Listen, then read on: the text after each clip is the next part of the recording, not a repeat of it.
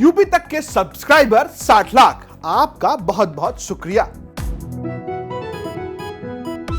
नौजवानों को संगठन की जरूरत है, उन्हें मंच की जरूरत है ताकि वो अपनी बात सरकार तक पहुंचाएं। सरकार के पास कोई योजना नहीं, सिर्फ घोषणा है।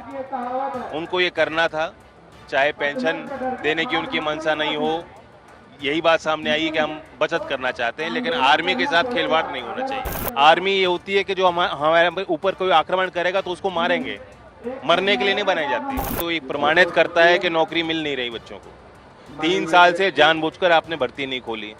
आपकी मंशा तब से यही थी कि हम ये योजना लाएंगे, अस्थायी नौकरी देंगे। पश्चिमी उत्तर प्रदेश की जमीन किसानी के लिए जानी जाती है, तो साथ साथ फौज में नौजवानों को भेजने के लिए भी जानी जाती है। और इसी पश्चिमी उत्तर प्रदेश से अब राष्ट्रीय लोकदल बिगुल फूंक रहा है केंद्र की अग्निपथ स्कीम के खिलाफ। हमारे साथ हैं जयंत चौधरी, आरएलडी के चीफ।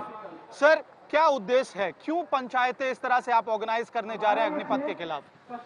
आपने देखा नौजवान सड़क पे आया, लेकिन वो कोई सुनियोजित आंदोलन नहीं था। नौजवानों को संगठन की जरूरत है, उन्हें मंच की जरूरत है ताकि वो अपनी बात सरकार तक पहुंचाएं।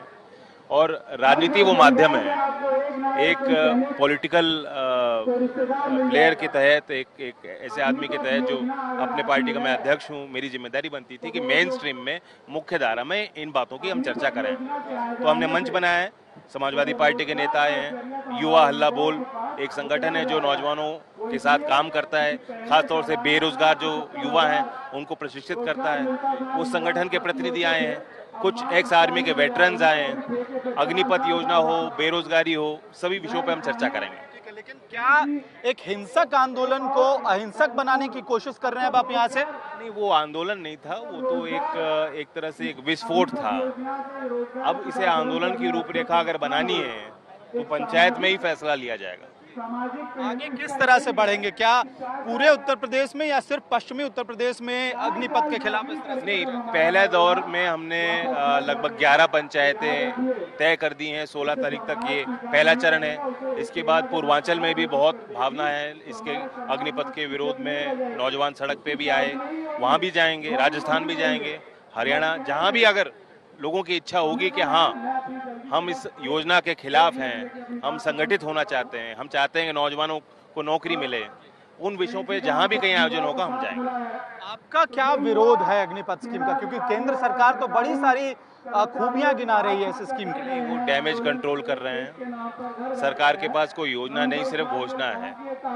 उनको ये करना था, चाहे पेंशन देने की उनकी मंशा नहीं हो, यही बात सामने आई है कि हम बचत करना चाहते हैं, लेकिन आर्मी के साथ खिलवाड़ नहीं होना चाहिए। 4 साल की नौकरी में ना तो जवान को प्रशिक्षण मिल पाएगा कि वो बेहतर रक्षा कर पाए, और आर्मी इसलिए बनाई जाती है कि हम देश की रक्षा करें। आर्मी ये होती है कि जो हमारे ऊपर कोई आक्रमण करेगा तो उसको मारेंगे, मरने के लिए नहीं बनाई जाती। ये वो क्षेत्र है जहाँ हर गाँव में आपको मिल जाएंगे, हर परिवार में जो सेना में रह चुके हैं, कोई वॉर में रह चुके हैं। तो बहुत बड़ी कुर्बानियां यहाँ के परिवारों ने दी हैं। ये किसान परिवार हैं, इनकी भावना जुड़ी हुई है देश के साथ।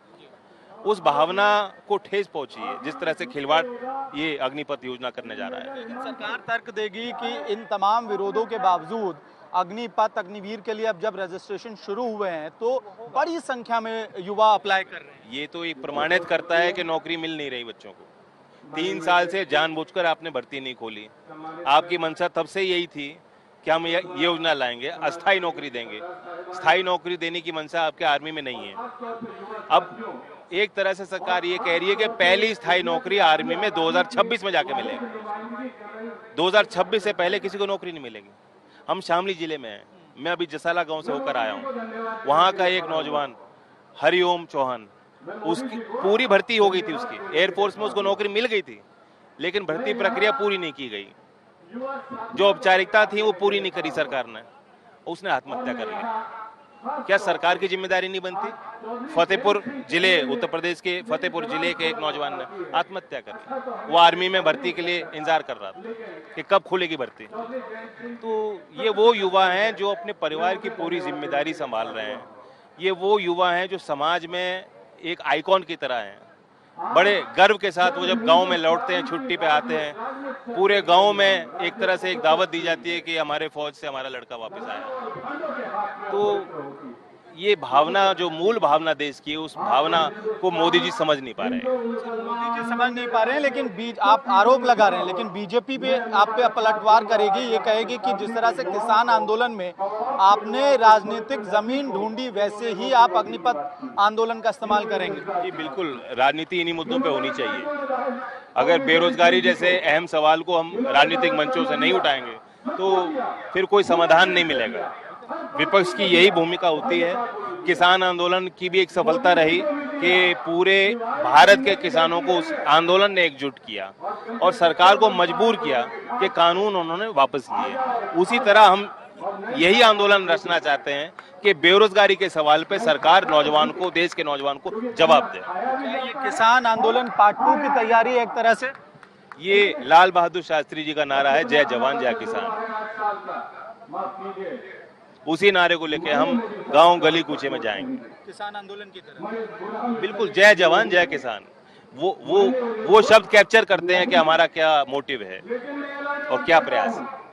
जयंत चौधरी आरएलडी के चीफ आज तक से एक्सक्लूसिव बातचीत में वो पूरी रूपरेखा बता रहे हैं कि किस तरह से एंटी अग्निपथ आंदोलन को अब आरएलडी पश्चिमी उत्तर प्रदेश में खड़ा करेगी और इसके साथ साथ उत्तर प्रदेश और देश भर में भी इस आंदोलन को मजबूत करने की कोशिश करेगी।